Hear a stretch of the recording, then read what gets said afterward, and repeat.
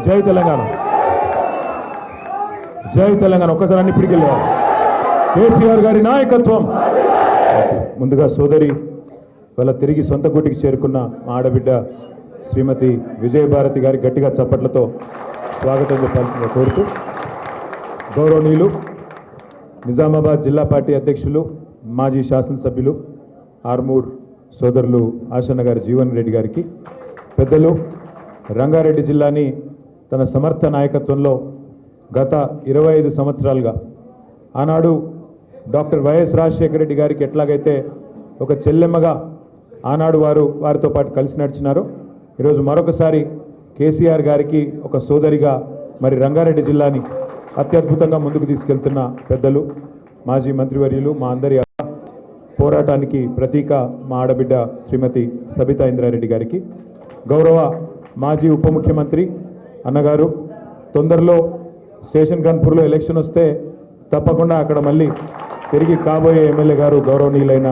శ్రీ తాటికొండ రాజయ్య గారు, గౌరవ నిజామాబాద్ మాజీ శాసనసభ్యులు గౌరవనీయులు సోదరులు బిగాల గణేష్ గారు, గౌరవనీయులు సోదరి మన బోధన్ నియోజకవర్గంలో ఈరోజు షకీల్ గారు అక్కడ లేకపోయినా మరి ముందుండి అక్కడ పార్టీ వ్యవహారాలన్నీ కూడా చక్కదిద్దుతున్న మరొక ఆడబిడ్డ సోదరి ఆయేషా గారు, మన రాష్ట్ర మహిళా విభాగం మాజీ అధ్యక్షురాలు సోదరి శ్రీమతి తుల ఉమ గారు, నిజామాబాద్ జిల్లా పరిషత్ మాజీ అధ్యక్షులు విఠలరావు గారు, పెద్దలు గౌరవనీయులు జిల్లా గ్రంథాలయ సంస్థ మాజీ అధ్యక్షులు శ్రీ ఎల్ఎంబి రాయేశ్వర్ గారు, ప్రొఫెసర్ ఆయచితం శ్రీధర్ గారు, రాష్ట్ర గ్రంథాలయ సంస్థ మాజీ అధ్యక్షులు, సోదరుడు అరవింద్ శర్మ గారు, తమ్ముడు రామ్ నరసింహ గౌడ్ గారు, మా తమ్ముడు మా రాజారాం యాదవ్ గారు, కళ్యాణ్ గారు, ఇంకా కౌశిక్ గారు, ఇంకా పేరున పట్లోళ్ళ కౌశిక్ రెడ్డి గారు, ఇంకా పేరున కౌశిక్ పరిచయమా లేదా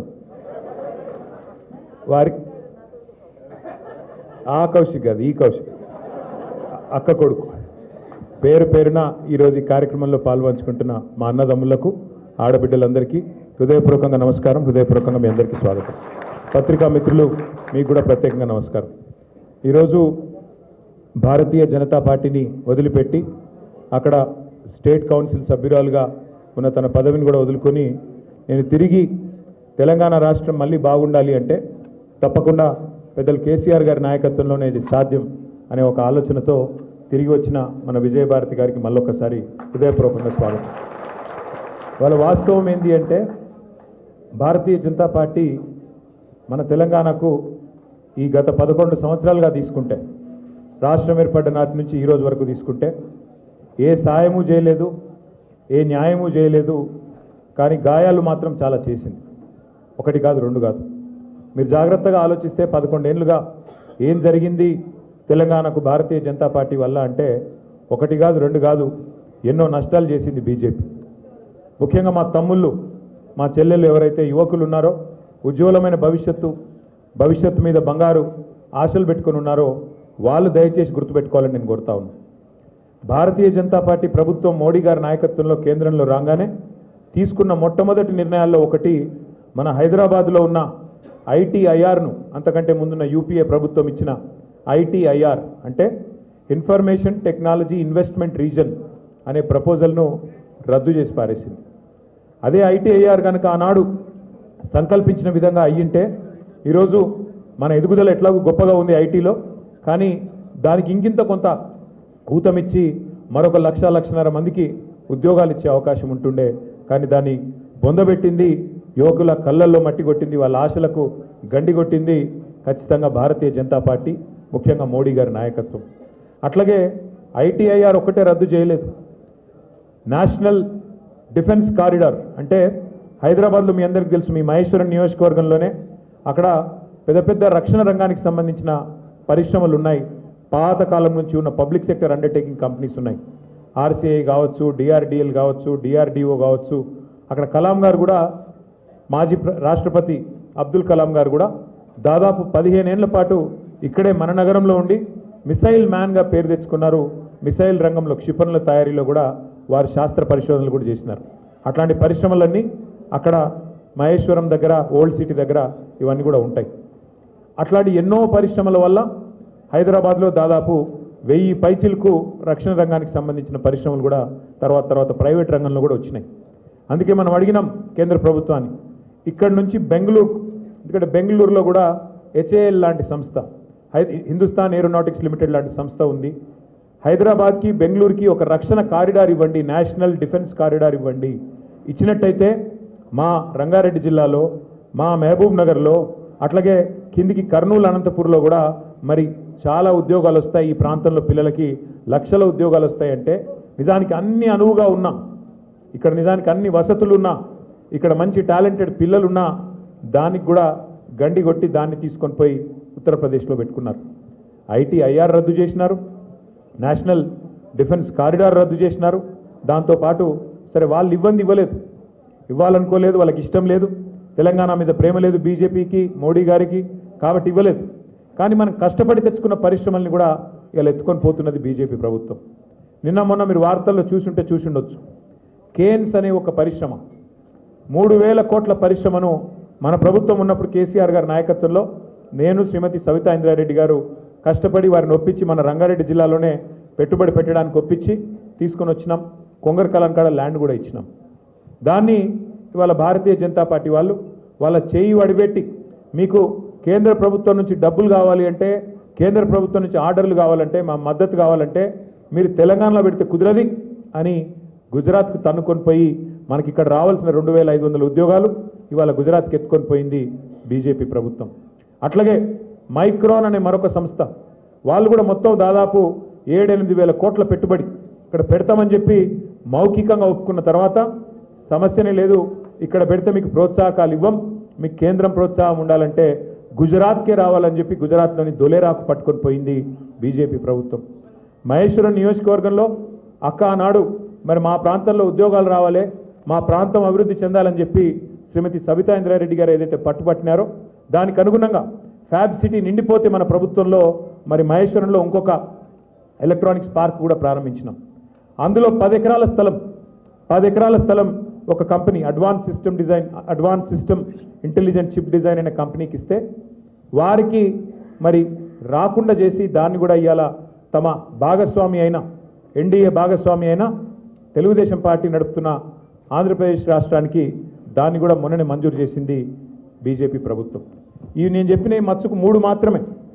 మచ్చుకు 3 ITIR రద్దు, నేషనల్ డిఫెన్స్ కారిడార్ రద్దు, అట్లాగే ఇక్కడ మనం తెచ్చుకున్న పరిశ్రమల్ని కూడా తీసుకొని పోయింది మోడీ గారి నాయకత్వంలోని భారతీయ జనతా పార్టీ. ఇంత మాత్రమే కాదు, శ్రీమతి సబితా ఇంద్రారెడ్డి గారు విద్యాశాఖ మంత్రిగా ఉన్నప్పుడు ఒకసారి కాదు ఎన్నోసార్లు ఢిల్లీకి పోయి అక్కడ పెద్దలను అడిగినాం, మీరు చట్టం ప్రకారం మాకేం మీరు మెహర్బానీ చేస్తలేరు, చట్టం ప్రకారం మీరు మాకు ఇవ్వాలి, నవోదయ పాఠశాలలు కొత్త జిల్లా ఏర్పడితే జిల్లాకు ఒకటి మీరు ఇవ్వాలి. నిజామాబాద్ ఒక ఉమ్మడి జిల్లా ఉండే, తర్వాత కామారెడ్డి కొత్త జిల్లా అయింది, మరి కామారెడ్డికి ఒక నవోదయ ఇవ్వాలి. మా రంగారెడ్డి ఉమ్మడి జిల్లా ఒకటి ఉండే, కొత్తగా మేడ్చల్ అయింది, వికారాబాద్ అయింది, మరి వికారాబాద్కు అట్లాగే మేడ్చల్ కూడా ఒక్కొక్క నవోదయ ఇవ్వాలి. అట్లాగే 10 జిల్లాల తెలంగాణ 32 జిల్లాలు అయింది, మరి ఇంకో 22 జిల్లాల్లో నవోదయ పాఠశాలలు ఇవ్వాలంటే ఇప్పటి వరకు నవోదయ పాఠశాలలు కూడా ఒక్కటి కూడా మంజూరు చేయలేదు మోడీ ప్రభుత్వం. పాఠశాలలు కాదు, ఏ ఒక్క విద్యా సంస్థ ఈరోజు వరకు. కరీంనగర్లో IIIT దాదాపు 2014 కొద్దిగా అటు ఇటుగా మంజూరు అయింది, కానీ దాన్ని కూడా అడ్డుకున్నది బీజేపీ ప్రభుత్వం.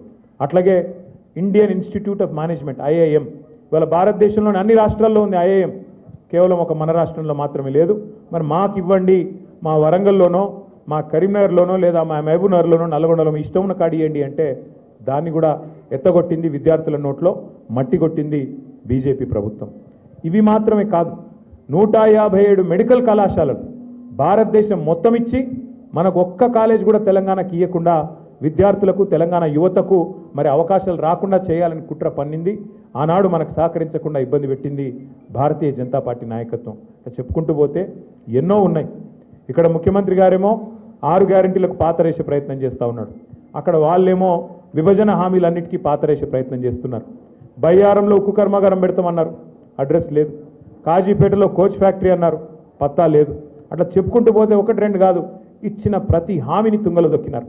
కేవలం విద్యార్థులకు, యువతకు మాత్రమే కాదు, తెలంగాణ రైతాంగానికి కూడా తీరని అన్యాయం చేసిందే బీజేపీ. ముఖ్యంగా మీ ఆరుమూరులో అయితే పసుపు బోర్డు విషయం నాకంటే బాగా మీకే తెలుసు. ఒక బోర్డు వచ్చింది తప్ప దానివల్ల ఏమి లేదు. బోర్డు అంటే అది కూడా పెట్టుకునే బోర్డు, ఆడ ఆఫీస్ కాదు, మన్ను కాదు, పెట్టుకునే బోర్డు.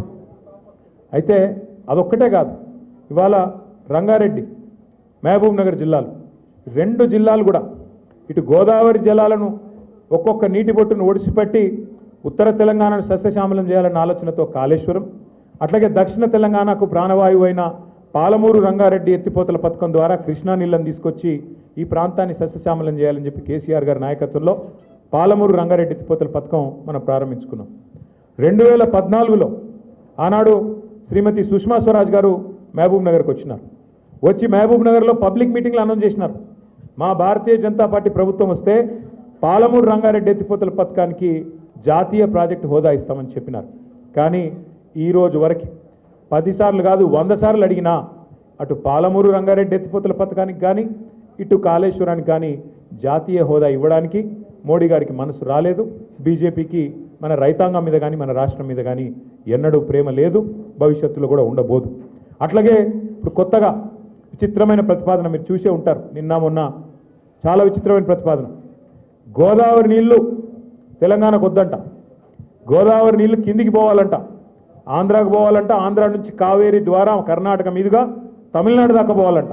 మరి తెలంగాణకు ఎక్కడి నుంచి నీళ్ళు ఇస్తారంటే హిమాలయ మంచుకొండలు కరిగి నీళ్ళు వస్తాయి చూడు, ఆ నీళ్లు మనకిస్తారంట.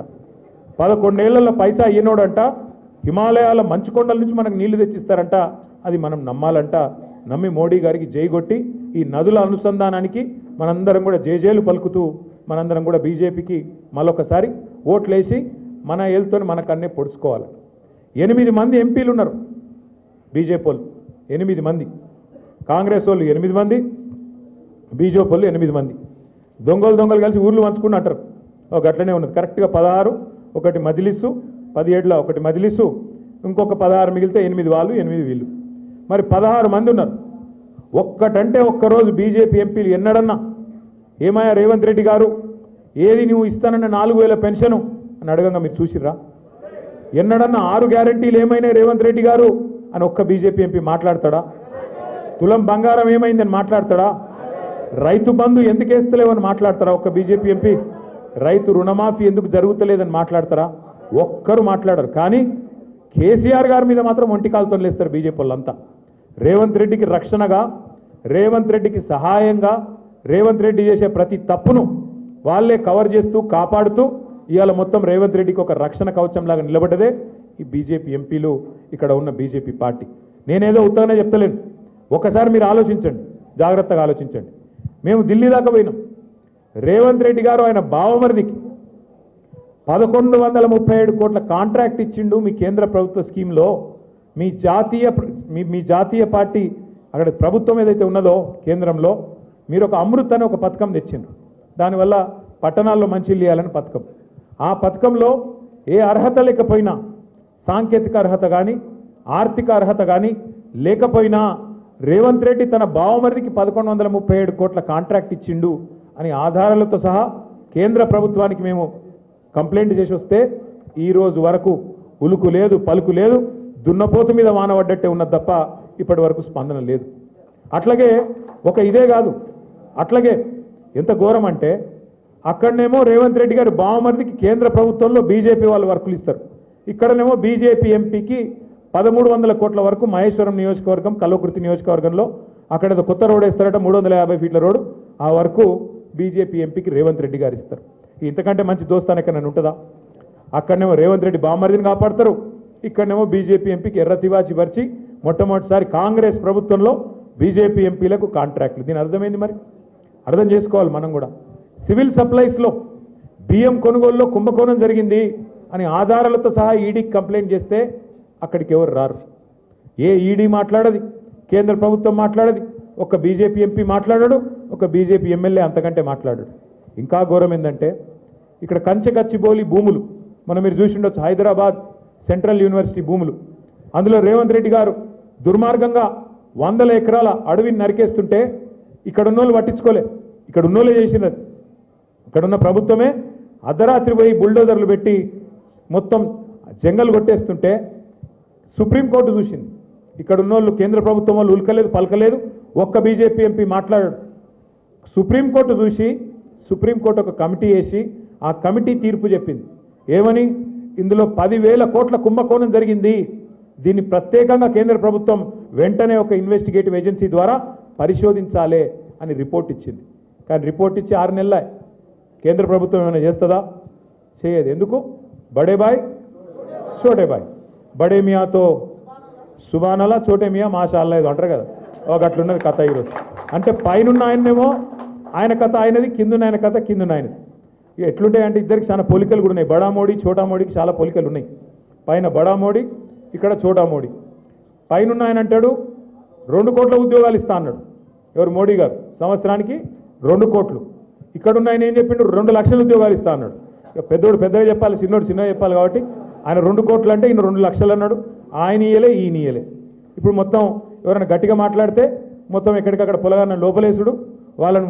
నువ్వు మాట్లాడతావా నా మీద అని చెప్పి కేసులు పెట్టుడు పోలీసు వాళ్ళని ఇంటికి పంపించుడు బెదిరించుడు ఇది తప్ప ఇంకోటి శాతం అయితే లేదు అట్లాగే పైనున్న ఆయన ఏం చెప్పిండు పెద్ద మనిషి 15 లక్షలు ఇస్తా అన్నాడు అన్నాడా లేదా మర్చిపోయారు మీరు కూడా 11 ఏళ్ళు 12 ఏళ్ళు అయిపోయింది కాబట్టి 15 లక్షలు ఇస్తా అన్నాడు ఈయన 15,000 ఇస్తా అన్నాడు రైతులకు ఆయన 15 లక్షలు అంటే ఈయన మరి నేను కూడా లక్షలలో మాట్లాడితే బాగుండదని ఎకరానికి 15,000 ఇస్తాను ఈయన కూడా అన్నాడు అవి రావు ఇవి రావు 15 లక్షలు రాదు 15,000 కూడా రాదు అట్లా చూసుకుంటూ పోతే బడా మోడీకి చోటా మోడీకి చాలా ఉన్నాయి ఇద్దరు కూడా విమర్శ చేస్తే ఊకోరు ఆయన ఈడీ పంపుతాడు ఈయన ఏసీబీ పంపుతాడు ఆయన ఏమన్నా గట్టిగా మాట్లాడినావు అనుకో ఫార్ములా ఈ అని ఒక కేసు పెట్టిండు నా మీద అరే నేను ఖుల్లా చెప్తున్నారా భయ్ హైదరాబాద్ కోసం ఒక మంచి పని చేసిన దానికోసమే తాపత్రయపడ్డా తప్ప అందులో అవినీతి లేదు మన లేదని చెప్తే ఈయన లేదు కేసు పెట్టిరు ఇక నేను ఓపెన్గా చెప్పిన రేవంత్ రెడ్డి సాబ్ నీకు బాగా కోపం ఉంది నా మీద ఒక పని చేయి నేను ఈ కెమెరాలు అన్నిటి ముంగట కూర్చుంటా నువ్వు కూడా రా ఇద్దరం కలిసి ఆ లైట్ డిటెక్టర్ పరీక్ష పెట్టుకుందాం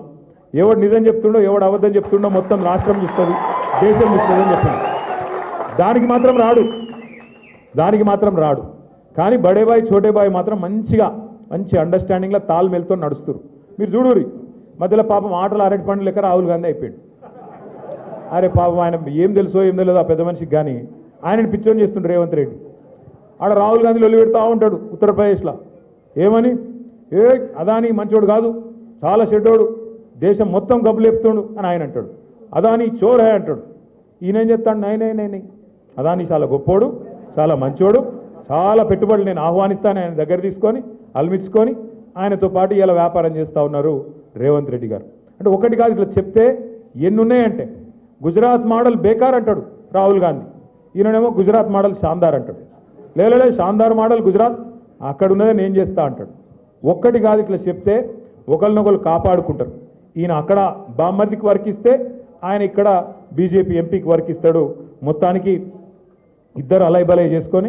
ఆటలు అరటిపండు మాత్రం రాహుల్ గాంధీ ఎప్పుడో దెబ్బ పడుతుంది ఇవాళ నేను చెప్తున్నా యాది పెట్టుకోరు ఎప్పుడో దెబ్బ పడుతుంది రాహుల్ గాంధీకి తెలియకుండానే పడుతుంది అది కూడా పాపం ఎందుకంటే రాహుల్ గాంధీ ఈయన నా మనిషి అనుకుంటాడు మోడీ గారేమో ఈయన నా మనిషి అనుకుంటాడు ఇక ఆటలు అక్కడ నడుస్తూ ఉన్నది ఢిల్లీలో నేను మీ అందరినీ ప్రార్థించేది ఒకటే ఇవాళ కేసీఆర్ గారు 10 ఏళ్ల పాటు పరిపాలన చేసినప్పుడు ఆర్మూర్ ఎట్లుండే ఆర్కేపురం ఎట్లుండే మొత్తం తెలంగాణ ఎట్లుండే నాకంటే బాగా మీకే కనబడతా ఉన్నది ఎన్నికల ముందు చూస్తేనేమో రేవంత్ రెడ్డి గారు కాంగ్రెస్ వాళ్ళు జాతరనే జాతర ఏం జాతర హామీల జాతర డిక్లరేషన్ల జాతర అబద్ధాల జాతర ఎక్కడికక్కడ ఇష్టం వచ్చిన వాగ్దానాలు చెప్పిండ్రు ఎన్నికల ముందు హామీల జాతర అబద్ధాల జాతర డిక్లరేషన్ల జాతర ఎన్నిక అయిపోయినా ఇంకేమన్నది అలా చెప్పుల జాతర ఏడ చూసినా చెప్పులు కనబడుతుంది లైన్లలో మొత్తం యూరియా కోసం కిలోమీటర్ల లైన్లు కొత్త సినిమా రిలీజ్ అయితే ఉరుకుతారు చూడు తలుపులు తెరవంగానే ఒక అట్లు ఉరుకుతారు రైతులు ఇవాళ ఒక్కొక్క దగ్గర తలుపులు బంద్ పెట్టి దన్మని తెరిస్తే ఎగవడు ఉరుకుతున్నారు ఒకళ్ళ మీద ఒకరు అలా కుంటోళ్ళు ఉన్నారు పాపం నడవరాని వాళ్ళు ఉన్నారు వయసు మళ్ళిన వాళ్ళు ఉన్నారు చిన్నపిల్లలు ఉన్నారు ఇవాళ మొత్తం అవస్థలు పడే పరిస్థితి వచ్చింది ఆలోచించండి ఎందుకు ఈ పరిస్థితి వచ్చింది మనం ఆదమరిచినాం కాబట్టి వచ్చింది ఇవాళ పొద్దున తమ్ముడు నాకు అలా సోషల్ మీడియాలో ఒక పోస్ట్ పెట్టిండు బడంగుపేటలో మా అక్క అద్భుతంగా లైబ్రరీ కట్టిందని ఆ తమ్ముడు ఫోటో వీడియో తీసి అద్భుతమైన వీడియో పెట్టిండు ఎంత బాగా కట్టిరు లైబ్రరీ అని ఆ తమ్ముడికి నేను ఏం చెప్పినా అంటే తమ్ముడు ఈ ఒక్కటే పని కాదు ఇంకా చాలా పనులు చేసినాం అటువంటి లైబ్రరీలు మా అక్క చాలా కట్టింది కానీ దరిద్రం ఏంటంటే మేము చెప్పలేదు మేము చెప్పలేదు మీరు చెప్పలేదు ఏమున్నత్తి అని కనబడతలేదా ఎదురుగా లేదా కళ్ళకు ఎదురుగా లేదా అని మనం అనుకున్నాం కానీ వాళ్ళు ఏం చేసినారు వాళ్ళు ఎక్కించిన మాటలు ఎన్నెన్ని మాటలు చెప్పారు ప్రగతి భవన్లో కేసీఆర్ గారు ముఖ్యమంత్రిగా ఉన్నప్పుడు ఆయన ఉన్న నివాసంలో 150 అదేంటది రూములు 150 రూములు ఉన్నాయన్నారు, బంగారు బాత్రూమ్లు ఉన్నాయన్నారు, బుల్లెట్ ప్రూఫ్ ఏమో ఉన్నాయన్నారు. మళ్ళీ మొన్న పాపం బట్టి విక్రమార్క గారు ఇప్పుడు అల్లు ఉంటాడు. మన ఆయన అడిగిండు టీవీ నైన్ ఆయన ఏమడిగిండు, ఏమాయ సార్ మరి 150 బాత్రూములు బాగా ఎంజాయ్ చేస్తున్నావా, బంగారు బాత్రూములు చూస్తున్నావా అంటే హెహెహెహె నవ్వుతుంది. అంటే ఎట్లా అంటే ఎన్నికల ముందు ఏది పడుతుంది ఉర్రాలి, నోటికి ఎంత వస్తే అంత, ఏది పడుతుంది ఎట్లు పడుతుంది. ఎందుకంటే ఈజీగా నమ్ముతురు, ఇదిగో పులి అంటే అది ఒక ఆడ ఉన్నదేంది నిజం ఎవరికి తెలియదు. కానీ ఇలా మరి బట్టి విక్రమార్క నాకు కూడా కనబడ్డాడు అసెంబ్లీలో. నేను అడిగిన అన్న మరి 150 రూమ్లలో ఏ రూమ్లో అంటున్నావే అని అడిగిన. మరి 150 రూమ్లు ఉన్నాయి కదా అంటే ఆహాహాహా నవ్వుతుంది. ఏమనాలి మరిగా పాపం బట్టి అన్న మంచోడే అని చెప్పి ఇడిచిపెట్టిన నేను. కానీ అసలోడు ఈయన రేవంత్ రెడ్డి ఎన్ని అబద్ధాలు చెప్పిండే ఎలక్షన్లకు ముందు, ఒకటా రెండా? కేసీఆర్ ఏం చెప్పిండు, ఒక ముసలోనికి ఇస్తుండు, ముసలవ్వకి ఇస్తుండు పెన్షను, నేను ఇద్దరికి ఇస్తా, ముసలోనికి ముసలమ్మకు ఇద్దరికి ఇస్తా. కేసీఆర్ 2000 ఇస్తుండు, నేను 4000 ఇస్తా. వచ్చినాయా మరి 4000? ముసలోనికి ముసలమ్మకు అందరికి వచ్చినాయా? అత్తకు 4000, కోడలకు 2,500 వచ్చినాయా? 100 రోజుల్లోనే అన్ని బట్టిగారు చెప్పిన చూడు. ఆ గ్యారంటీ కార్డు చాలా విలువైంది, భద్రపరుచుకోండి, దాచిపెట్టుకోండి, 99 రోజులు దాచిపెట్టుకోండి, 100వ రోజు మేము వస్తాం, అది తీసుకుంటాం, మీకు తెల్లారు నుంచే పథకాల వరద వారుతుందని చెప్పిండు. పారుతున్నాయా పథకాల వరద? వస్తున్నాయా? ఓ పెట్టిరిగా ఓ ఫ్రీ బస్ అని, ఇక దాని అందమైతే చెప్పరాదు. ఇక ఫ్రీ బస్ అందం నాకంటే బాగా మీకే తెలుసు. అందులో ఎన్ని యుద్ధాలు అవుతున్నాయో, ఎన్ని కొట్లాటలు అవుతున్నాయో, ఎన్ని పంచాయతీలు అవుతున్నాయో మీరే చూస్తూ ఉన్నారు. దాంతోపాటు ఇవాళ రాష్ట్రంలో ఉండే రైతులు ఎన్ని మాటలు చెప్పిండ్రు. మీకు కడుపులో సల్ల కదలకుండా కేసీఆర్ ఉన్నప్పుడు మంచిగా బ్రహ్మాండంగా నాట్లేసే టైంకు టింగ్ టింగు అనుకుంటే రైతు మందు పడుతుండే. భారతదేశంలో స్వతంత్రం వచ్చిన తర్వాత మొట్టమొదటి ముఖ్యమంత్రి, మొట్టమొదటి నాయకుడు కేసీఆర్. రైతుల గురించి డైలాగులు కొట్టిన వాళ్ళు ఉన్నారు, మీ ఆర్మూర్లు వేసుకునే పచ్చకండువ వేసుకున్న వాళ్ళు మత్తుకున్నారు, నెత్తికి రుమాలు చుట్టుకొని పోజులు కొట్టిన వాళ్ళు ఉన్నారు. కానీ ఎవరన్నా ఒక నాయకుడు రైతుకు పెట్టుబడి సాయం చేయాలని చూసిన నాయకుడు ఉన్నాడా? 73,000 కోట్ల రూపాయలు, ఒకటి కాదు రెండు కాదు, 73,000 కోట్ల రూపాయలు 11 కిస్తీలల్లో మీ అకౌంట్లలో నాట్లేసే టైంకు టింగు టింగుమని వేసింది కేసీఆర్ గారు కాదా? మరి టింగు టింగుమని సప్పుడు బంద్ అయింది. ఇప్పుడు టకీ టకీ అట పడుతున్నాయా? టకీ టకీమని 10,000 కాదు 15,000 అన్నాడు కేసీఆర్. 2 పంటలకు ఇస్తుండు, 3 పంటలకు ఇవ్వాలన్నాడు. 3 పంటలకు పడుతున్నాయి. ఇప్పుడు బాగా మార్పు బాగుందా? ఆర్మూరులో మార్పు అదిరిపోయిందా? మరి చెప్తే తినకపోతురు మీరు. చిల్కకి చెప్పినట్టు చెప్పినాం. ఆర్మూరులో ఆగం కాకుర్రి, వాళ్ళ మాటలింటే ఆగమవుతారు.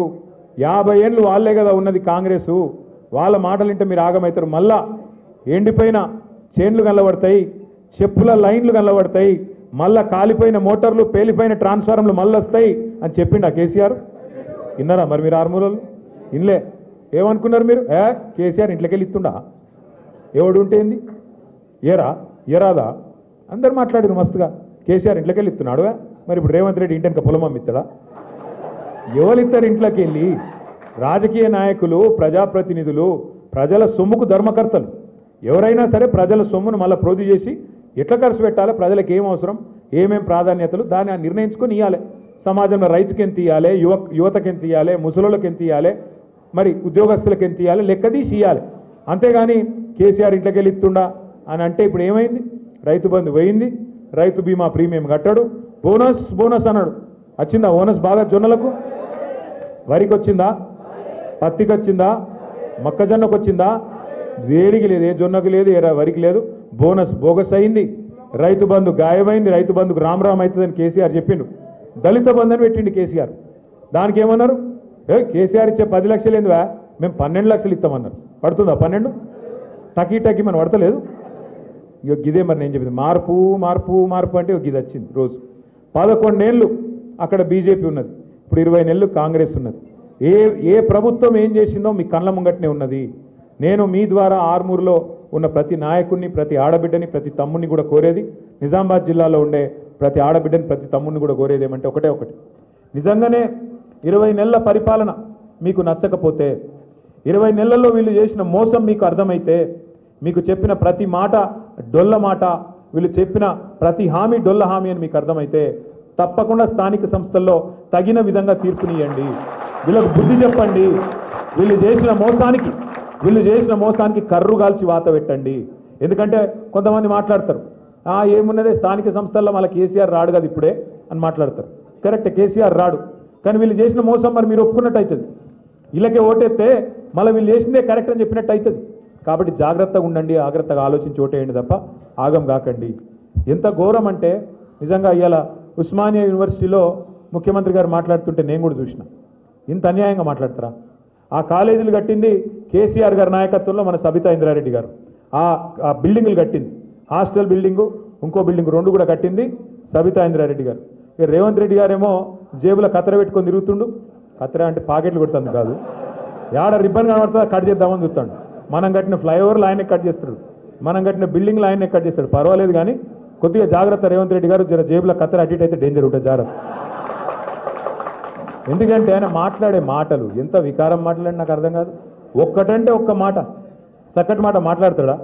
అరే తెల్లారు లేస్తే గలీజ్ మాటలు, నీ పేగులు కట్ చేస్తా, మెడలు వేసుకుంటా, గుడ్లు వికి గోటీలు ఆడతా. పేగులు మెడలు వేసుకుంటేది బోటీ తింటాడా? ఏమన్నా బోటీ కొట్టేటోడా? నాకు అర్థం కాదు. అరే పేగులు మెడలు వేసుకుంటాడు ఎవడన్నా ముఖ్యమంత్రి? నాకు అర్థం కాదు, ఇంత గలీజ్ మాట. ఇంకా ఘోరం ఏంటంటే ఇప్పుడు నువ్వు హామీలు ఇచ్చినావు, 100 రోజులు అన్నావు, 100 రోజులు అమలు చేయకపోతే ఇక ఈ చంద్రుడు అదేమన్నాడు, ఈ సూర్యుడు ఇటు సూర్యుడు అటు ఒడిచినా అటునోడు ఇటు వచ్చినా నేను అమలు చేసి తీరుతా అన్నాడు. మరి అయితే పైసలు ఎడికెళ్ళి వెళ్తాయంటే మాకు తెలివిలేదా కాంగ్రెస్ వాళ్ళకు? మేమందరం కూడా 6 ఫీట్లు ఉన్నాం ఒక్కొక్కడు. నేను 3 ఫీట్లు ఉన్నా కానీ ఆ ఉత్తమ్ కుమార్ రెడ్డి 6 ఉన్నాడు, ఆ జానారెడ్డి 6 ఫీట్లు ఉన్నాడు, అందరం కలిసి చేస్తామన్నారు. మరి ఏమాయి ఈరోజు 20 నెలలు ఒడిసేపాయి, ఇంకో 4 నెలలు అయితే 2 నెలలు అయిపోయాయి, మిగిలిన 40% టైం అయిపోయింది. ఆఖరి సంవత్సరం ఎలక్షన్ టైం అయినా, మిగిలింది ఇంకో 2 నెలలే. మరి ఏమైనా ఈ హామీలు అంటే ఇప్పుడు రేవంత్ రెడ్డి గారు కొత్త రాగం ఎత్తుకున్నాడు. ఏమంటాడు? లంకె బిందెలు ఉంటాయనుకొని వచ్చినా లేవు. ఎవడు చూస్తాడు లంకె బిందెల కోసం? ఎవరు ఎత్తుకుతారు ఈ లంకె బిందెల కోసం? లంకె బిందెలని మాట్లాడతాడు ఎవరైనా ముఖ్యమంత్రి? గింత అన్యాయం మాటలా? ఇంకా ఘోరం. ఇప్పుడు మనందరికి ఇక్కడ కూర్చున్న వాళ్ళందరికీ అప్పు ఉందా లేదా?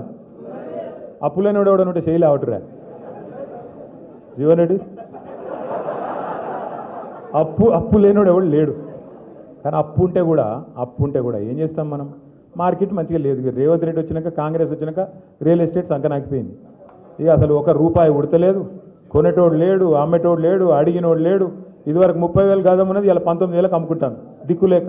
అక్కడక్కడిగా బీడెపెయిన్లో ఏదైనా అర్జెంట్ అవసరం ఉంటే అమ్ముకునే పరిస్థితి వచ్చింది. మరి ఈ పరిస్థితులల్లో అప్పు ఉన్నా కూడా ఏం చేస్తాం మనం? లోపల బనీన్కు పొక్కలున్నా మీదికెళ్ళి మాత్రం కడక అంగి వేసుకొని బయట తిరుగుతామా లేదా? ఎందుకు? మళ్ళీ ఎవడన్నా అప్పు ఉడుతుందో పుట్టదో అని. కానీ ముఖ్యమంత్రి ఎట్లున్నాడు? ఏం చెప్తున్నా ఆయన? నేను ఢిల్లీకి పోతే నాకు అపాయింట్మెంట్ ఇస్తలేరు, చెప్పులు ఎత్తుకపోతే వాళ్ళు అపాయింట్మెంట్ ఇస్తలేరంటే ఏమనాలి ముఖ్యమంత్రి? ఏం చెప్పరు మీరు? నాకు అర్థం కాదు. ఎవడన్నా చెప్పుకుంటాడు అట్లా? ఏం లేకపోయినా కడక్ అంగి వేసుకొని చాలు మాకేమైంది రాబాయి, నువ్వు 1,00,000 కాదు 2 లక్షలు ఇస్తా, రేపటివరకు డామ్ డూమ్ అని కొడతాం, నరుకుతాం. ఎందుకంటే నడపాలి, దుగ్నం నడపాలి. కానీ ఈ ముఖ్యమంత్రి గారు ఇంకా ఘోరం. మరి ఏమైనా నువ్వు గిన్ని హామీలు ఇచ్చినావు, ఏం సంగతి అంటే ఈ మధ్యన కొత్త డైలాగ్ ఎత్తుకున్నాడు. ఏం చేస్తారా? నన్ను కోస్తారా? కోసుక తింటారా? ఎవడు కోసుక తింటే నువ్వు ఏమైనా సేపు ఆ మామిడి పండుగ కోసుక తింటుంది, కోసుక తింటారా అన్నట. గింత అన్యాయం ముఖ్యమంత్రి ఉంటాడు ఎవడన్నా? అంత విచిత్రం అనిపిస్తుంది నాకు. ఈ ముఖ్యమంత్రి లెక్కలేడు. మేము కూడా చూసినాం, ఎన్టీ రామారావుని చూసినాం, రాజశేఖర రెడ్డి గారిని చూసినాం, చంద్రబాబు నాయుడు గారిని చూసినాం, కేసీఆర్ గారిని చూసినాం, ఇక ఈయనని చూస్తున్నాం. ఇప్పుడు ఏం చేయాలి? ఇక నిజానికి ఇలా మీకంటే నాకంటే ఊళ్ళల్లో ఉన్న వాళ్ళకి కోపం ఎక్కువ వస్తుంది. నాకు ఈ మధ్యన మన వాళ్ళందరూ చెప్తాను, అన్నా నువ్వు జర ఇక తిట్టకే ఎక్కువ అని చెప్తాను. అంటే నేను ఏంది తిడతారా పోయి, నాకేం కర్మ ఆయన తిట్టేది, నాకు అవసరమే లేదు. కానీ మన నాయకుడు, తెలంగాణను సాధించిన పెద్ద మనిషి కేసీఆర్ గారిని పట్టుకొని నోటికొచ్చినట్టు తిడితే మాత్రం, కేసీఆర్ తిడితే మాత్రం బరాబర్ ఈట్కా జవాబ్ పత్తర్సేదండి. ఇక నువ్వు మర్యాదగా మాట్లాడితే మేము కూడా మర్యాదగా మాట్లాడతాం. కానీ నువ్వు ఇట్లా అబద్ధాలు చెప్పి ఓట్లు వేయించుకొని గద్దెనెక్కి రైతులు యూరియా కోసం నన్నులాడుతుంటే నువ్వేమో సినిమా వాళ్ళతో మీటింగులు పెట్టుకుంటా, డ్రామా చేసుకుంటా, నన్ను ఏమనద్దు, నేను మాత్రం తిడతా అంటే మరి ఎందుకు కొడాలి మనం? అందుకే నేను మిమ్మల్ని కోరేది ఏంటంటే, సరే ఆయన కొట్టుడద్దు, తిట్టడద్దు, ఇక మనం ఒక్కటే పని చేద్దాం. ఇప్పటి నుంచి కేవలం ఒక్కొక్క ఓటు ఆరుమూరులు అయితేనేమి, మహేశ్వరంలో అయితేనేమి, రాష్ట్రంలో ఏ మూలనైతేనేమి, ఖచ్చితంగా స్థానిక సంస్థల్లో ఒక్కొక్క ఓటు పరిగేరినట్టు ఏరుదాం. ఏరి కాంగ్రెస్ పార్టీకి, బీజేపీకి బుద్ధి చెబుదాం. ఎక్కువ ఆయాసం పడే అవసరం కూడా ఏం లేదు. మీరు ఒకటే పని చేయండి. నాకు తెలుసు మీ మీద కేసులు పెడతారు, బెదిరిస్తారు పోలీసు వాళ్ళు, ఆగమాగం చేస్తారు, ఫోన్లు చేస్తారు. ఒక పోస్ట్ పెట్టగానే ఏమారా తమ్మి నీ ఫ్యూచర్ చెడిపోతుంది, ఎందుకు పెడుతున్నావు అని పోలీసుడు కాంగ్రెస్ కార్యకర్త కంటే ఎక్కువ వాడు ఓవర్ యాక్షన్ చేస్తాడు. మీరు ఒకటే అది పెట్టుకోండి, మనం 10 ఏళ్ళు 2014 నుంచి 23 దాకా ఎన్నడూ కూడా ఆనాడు మన అధికార వ్యవస్థను రాజకీయం కోసం వాడుకోలేదు.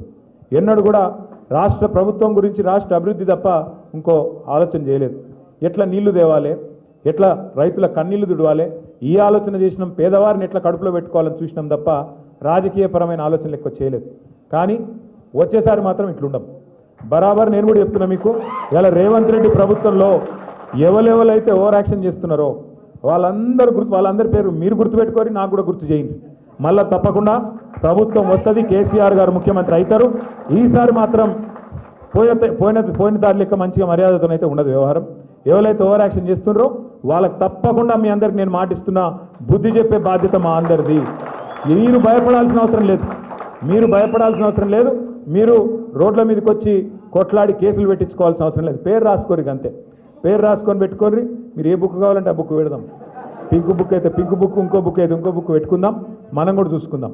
ఆఖరికి నేను చెప్పే మాట ఒకటే, రెండు పెద్దలు జయశంకర్ సార్ ఎప్పుడు ఒక మాట చెప్తుండే, ఈ రెండు పార్టీలు ఒకటి తీయరాదు ఒకటి పెట్టరాదు, దొందే. రెండు కాంగ్రెస్ బీజేపీ ఇద్దరు కూడా తెలంగాణ విషయానికి వస్తే ఇద్దరు ఒకటే. 8 మంది వాళ్ళు, 8 మంది వీళ్ళు, కానీ తెలంగాణకు మిగిలింది మాత్రం 0. నిన్న చూడరాదు మీరు, యూరియా దొరకలేదు, ఏదైనా చేయండి అయ్యా అని ఒక బీజేపీ ఎంపీని అడిగారు ప్రెస్ వాళ్ళు పోయి. ఆయన ఏమంటాడు ఎరికేనా, ఆపరేషన్ సింధూర్ వల్లనట చైనాకి వెళ్ళొచ్చుడు ఆగిందట. ఆపరేషన్ సింధూర్ జరిగింది చైనాతోనా పాకిస్తాన్తోనా? పోనీ ఆపరేషన్ సింధూర్ సరే జరిగింది నువ్వు అనుకుందాం, మరి దేశమంతా ఉండాలి కదా యూరియా సంక్షోభం, ఒక తెలంగాణలో ఎందుకు ఉంటుంది? అక్కడ ఇంత తెలివి ఉన్నది వీళ్ళకు. రేవంత్ రెడ్డిని కాపాడేందుకు బీజేపీ వాళ్ళు కూడా తాపత్రయం చూడురి. ఆయన మీద ఈగ వాలద్దు, ఆయన మీద పొరపాటున కూడా ఒక మాట అనద్దెవలు. అట్లాంటి పరిస్థితి అలా ఉన్నది. ఒక్క ఎంక్వైరీ చేయదు బీజేపీ. ఆఖరికి ఒక్క మాట చెప్పి నేను ఎందుకంటే మర్చిపోయినా, ఇది ఒక్కటి చెప్పి నేను ముగిస్తా. కాళేశ్వరం కట్టిండు కేసీఆర్ గారు. మీ నిజామాబాద్ జిల్లాలో కూడా ఉన్న ఎస్ఆర్ఎస్పీ ఆయకట్టుకు తిరిగి పునరుజ్జీవం పోసి మరి దానికి కూడా ప్రాణధారగా నిలిపిండు కేసీఆర్ గారు. కాళేశ్వరం అంటే ఒక బ్యారేజ్ కాదు, ఒక రిజర్వాయర్ కాదు. అలా 3 బ్యారేజీలు ఉన్నాయి, అలా 15 రిజర్వాయర్లు ఉన్నాయి, 19 పంపింగ్ స్టేషన్లు ఉన్నాయి, 21 సబ్ స్టేషన్లు ఉన్నాయి, 100 కిలోమీటర్ల సొరంగ మార్గం ఉన్నది, సొరంగ కాలువలు ఉన్నాయి, అట్లే 1000 కిలోమీటర్ల ప్రవాహ కాలువలు, గ్రావిటీ కాలువలు ఉన్నాయి. ఈ అన్నిటి సమాహారం దాదాపు 100 కంపోనెంట్స్ యొక్క సమాహారం కాళేశ్వరం. అందులో ఒకటి మేడిగడ్డ బ్యారేజ్. మేడిగడ్డ బ్యారేజ్ గురించి కూడా మనం ఒక్క నిమిషం అర్థం చేసుకోవాలి, కాళేశ్వరం గురించి కూడా ఒక్క నిమిషం అర్థం చేసుకోవాలి. తెలంగాణ భూభాగం ఎట్లుంటుంది అంటే ఇట్లా గుడిసెలు ఎక్కువ ఉంటుంది, ఇట్లా గుడిసెలు ఎక్కువ ఉంటుంది తెలంగాణ. ఇటుకెళ్ళి గోదావరి వారుతుంది, ఒక మూలకెళ్ళి ఇంకో మూలకెళ్ళి కృష్ణ వారుతుంది. ఇటు మొత్తం దక్షిణ భాగంకి వెళ్ళి మొత్తం కృష్ణ, ఉత్తర భాగంకి వెళ్ళి మొత్తం గోదావరి, కిందికెళ్ళి భూభాగం ఏమో పైన ఉంటుంది. అయితే మరి కిందికెళ్ళి నీళ్ళు పైకి తీసుకురావాలి. ఇప్పుడు మీరు మీ పొలంలో బోరింగ్ వేస్తారు, 3 HP 5 HP మోటార్ పెట్టి గుంజుతారు. గుంజి నీళ్ళు కింద ఉన్న నీళ్ళు 100 ఫీట్లు, 200 ఫీట్లు, 400 ఫీట్లు, 500 ఫీట్లు, 800 ఫీట్లు వెళ్ళి గుంజి నీళ్ళు పైన పొలం బారిస్తారు, పంట పండిస్తారు. మరి గోదావరిలో నీళ్ళు ఎక్కడున్నాయి అని దుర్బిని పెట్టి ఎతికి దేవులాడి కేంద్ర ప్రభుత్వ రంగ సంస్థ వ్యాప్కోస్కి అప్పచెప్పి వాళ్ళు ఇచ్చిన రిపోర్ట్ ప్రకారం కింద గోదావరిలో 80 మీటర్ల మీద, అంటే సముద్ర మట్టానికి 80 మీటర్ల మీద మేడిగడ్డ అనే పాయింట్ ఉంది. ఆడగిన నీళ్ళు ఆపితే ఆడికెళ్ళి నీళ్ళు ఎత్తిపోసుకోవచ్చు అని చెప్పి ఆడ మేడిగడ్డ అనే బ్యారేజ్ కట్టిరు. 80 మీటర్ల మీద మేడిగడ్డ ఉంటుంది. ఇప్పుడు మనం కూర్చున్న హైదరాబాదు 535 మీటర్ల మీద ఉంటుంది. అందుకే ఇట్లుంటుంది తెలంగాణ అని చెప్పిన నేను. అంటే ఆడికెళ్ళి నీళ్లు 80 మీటర్లకేంచి 450 మీటర్లు పైకి లేపాలి. మరి 450 మీటర్లు పైకి గుంజాలంటే నీళ్లు పంపులు ఉండాలన్నా లేదా? రోజుకి ఎంత ఎంత ఎంత ఎంత ఎత్తిపోస్తారు ఎరికేనా? రోజుకి ఎంత ఎత్తిపోస్తారంటే ఇప్పుడు మీరు హైదరాబాద్లో హుస్సేన్ సాగర్ చూసిరా, ట్యాంక్ బండ్ చూసిరా లేదా? హుస్సేన్ సాగర్ ఒక టీఎంసీ, హుస్సేన్ సాగర్ ఒక టీఎంసీ. అసొంటి 2 టీఎంసీల నీళ్లు మేడిగడ్డకెళ్ళి, అంటే రోజుకు 2 హుస్సేన్ సాగర్లో పట్టేటని నీళ్లు గుంజి 80 మీటర్లకేంచి 618 మీటర్లు కొండపోచమ్మ సాగర్ ఉండేది 618 మీటర్ల మీద గాడికి ఎత్తిపోయాలి. అంటే దగ్గర దగ్గర 500 పై చిలుకు మీటర్లకు గుంజుకు రావాలి. మరి చిన్న చిత్కా మోటార్లతో అవుతుందా? కాదు కదా. మీరు 3 HP 5 HP మోటార్ పొలంలో గుంజుతారు. మరి రోజుకు 2 హుస్సేన్ సాగర్లో పట్టేటని నీళ్ళు గుంజాలంటే బరాబర్ పెద్ద పెద్ద మోటార్లు ఉండాలన్నా? అట్లాంటి బాహుబలి మోటార్లు పెట్టి గుంజి నీళ్లు మేడిగడ్డకెళ్ళి కొండపోచమ్మ సాగర్ తెచ్చి ఆడికెళ్ళి హైదరాబాద్ కానీ మొత్తం మధ్యలో ఉన్న పట్టణాలన్నిటికీ తాగునీరు, అట్లాగే మొత్తం లక్షల ఎకరాలకు సాగునీరు ఇచ్చిన ప్రాజెక్టు కాళేశ్వరం ప్రాజెక్టు. ఆ ప్రాజెక్టుతోనే మీ ఎస్ఆర్ఎస్పి వరద కాలువ ఏదైతుందో దానిలో రివర్స్ నీళ్లు పోసి అందులో కూడా మళ్ళీ మీ ఎస్ఆర్ఎస్పీలకు పైకెళ్ళి నీళ్లు రాకపోతే మహారాష్ట్రకు ఈడికెళ్ళి నీళ్లు గుంచి అందులో పోసి మీ దగ్గర ఉండే నిజామాబాద్ జిల్లా ఆయకట్టును కూడా కాపాడింది కేసీఆర్ గారి నాయకత్వం. అందులో మేడిగడ్డల 85 పిల్లర్లుంటే 2 పిల్లర్ల కాడ కుంగింది. ఏది అక్టోబర్ 2023లో. ఇవాళ ఏం జరుగుతుంది? ఒక దిక్కేమో 2 పిల్లర్లు కుంగితే అక్కడ ఏదో జరిగిపోయింది అని చెప్పి దున్నపోతూ ఈనింది అని కాంగ్రెస్ వాడంటే దుడ్డని కట్టేయమని బీజేపీ ఉడికొచ్చింది. 48 గంటలలో, 1 కాదు 2 కాదు, 48 గంటలు 2 రోజులలోనే వచ్చుడు, రిపోర్ట్ ఇచ్చుడు, అయిపోయింది, మొత్తం నాశనం కొట్టుకపోయింది. కేసీఆర్ 1,00,000 కోట్లు తిన్నాడు, అయిపోయింది, ఖతం. వాడు రిపోర్ట్ ఇచ్చుడు ఆలస్యం, ఇటుకెళ్ళి మళ్ళీ వీళ్ళు లొల్లి ఆగమాగం చేసుడు, మొత్తం జనాన్ని గుమ్రా చేసిరు, ఓట్లు వేయించుకున్నారు, గెలిచిరు. ఇవాళ 2 ఏళ్ళు దగ్గర పడుతుంది. అక్టోబర్ వస్తే 2 ఏళ్ళు అవుతుంది ఆ 2 పిల్లర్లు కింగి. మరి కొట్టుకపోలేదు కదా, ఉన్నది కదా అట్లే. దాన్ని రిపేర్ చేయాలన్నా వద్దా? ఇప్పుడు మీరు ఇల్లు కట్టుకుంటారే, ఇల్లు కట్టుకున్నాక 6 నెలలకో సంవత్సరానికో 2 ఏళ్ళకో ఓ దగ్గర మెల్లగా లీకేజ్ స్టార్ట్ అవుతుంది. ఏం చేస్తారు? లీకేజ్ స్టార్ట్ అయితే రిపేర్ చేయించుకుంటారా, వాటర్ ప్రూఫ్ చేసుకుంటారా, లేకపోతే ఇల్లు మొత్తం గులగొడతారా? రేవంత్ రెడ్డి ఏమంటాడంటే ఇల్లు మొత్తం గులగొట్టన్నాడు. అట్లా అయితేనే కరెక్ట్ అట. అరే రిపేర్ చేయాలా లేకపోతే ఎందుకు అంటే చేస్తలేడు. ఎందుకు అని మేము అనుకున్నాం ఇన్ని రోజులు. ఎందుకని నిన్నయాలనే తెలిసింది. ఎందుకట అంటే బీజేపీ వాళ్ళు చెప్పిర్రు పైన కిందికి గోదావరి నీళ్ళు పోతేనే కింద చంద్రబాబు నాయుడు గారు బనకచెర్ల ప్రాజెక్టు కడతాడు, ఆంచేలి నీళ్లు తీసుకొని కావేరులో కలుపుతాడు, కావేరులోకి వెళ్ళి తమిళనాడుకోవాలి, మీరు ఇక్కడ దీనిలో ఆపితే మళ్ళీ ఇటు నీళ్లు మీరు గుంజుకుంటారు. కాబట్టి గోదావరి నీళ్లు నిరాటంకంగా ఎత్తుకపోవాలంటే రేవంత్ రెడ్డి నువ్వు మేడిగడ్డను ముట్టకు అంటే ఆ నీళ్లు కిందికి పంపేందుకు మనకు కాకుండా చేసేందుకే ఈ డ్రామా అంతా. అందుకే నేను అంటున్నా, 2 పార్టీలు దొందే. ఇద్దరికి రైతుల మీద ప్రేమ లేదు, ఇద్దరికి తెలంగాణ యువత మీద ప్రేమ లేదు. ఇలా ఎవరికన్నా కడుపు నొప్పి ఉంది తెలంగాణ గురించి అంటే అది తెలంగాణ తెచ్చిన కేసీఆర్కు ఉంది తప్ప ఇంకెవరికి లేదు. దయచేసి నిజం నిలకడ మీద తెలుస్తుంది అంటారు, నిజం నిలకడ మీదే తెలుస్తుంది. ఇవాళ నిజమేందో ఈ పాటికే మీకు అర్థం కావాలి. 20 నెలల ఈ ప్రభుత్వం చూసినాక, 11 ఏళ్ళ ఆ ప్రభుత్వం చూసినాక ఎవరు తెలంగాణకు న్యాయం చేయగలుగుతారో మీకు ఈ పాటికి అర్థం కావాలి. అందుకే మనస్ఫూర్తిగా నేను మిమ్మల్ని కోరుకునేది, కేసీఆర్ గారి నాయకత్వమే తెలంగాణకు శ్రీరామ రక్ష. ఖచ్చితంగా కేసీఆర్ గారిని తిరిగి తెచ్చుకోవాలంటే మనందరం కూడా కలిసికట్టుగా నడుం బిగించాలి. ఇలా విజయభారతి గారు వచ్చినట్టే తప్పకుండా ఇంకా మిగతా వాళ్ళు కూడా చాలామంది వస్తారు, చాలామంది మనతో కలిసి నడుస్తారు. ఆ రోజులు ఎక్కువ దూరంలో లేవు. మీరందరూ కూడా దయచేసి సమిష్టిగా నడవాలి, మళ్ళొక్కసారి గులాబీ జెండా ఎగిరేయాలని చెప్పి మనస్ఫూర్తిగా కోరుకుంటూ, జై తెలంగాణ, కేసీఆర్ గారి నాయకత్వం.